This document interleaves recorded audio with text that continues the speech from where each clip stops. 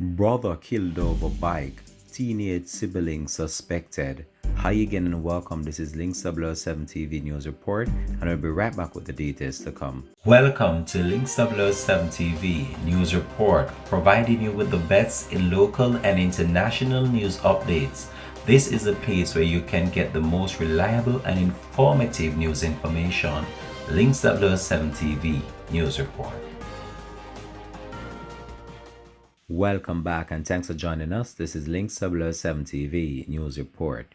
The Hanover police have reported that a search is being carried out for a Hanover teen who allegedly stabbed his older brother to death during a dispute over a motorcycle at their home in Upper Rock Spring last Thursday.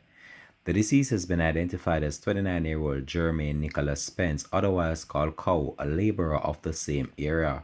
Reports by the police are that shortly after 9:30 a.m., the brothers got involved in an argument at their home, allegedly because Spence wanted to borrow his brother's motorcycle. He refused and a physical confrontation ensued, resulting in Spence being stabbed in the upper part of his body. The teenager ran from the scene. The police were summoned and upon their arrival, Spence was discovered lying in a pool of blood with multiple stab wounds.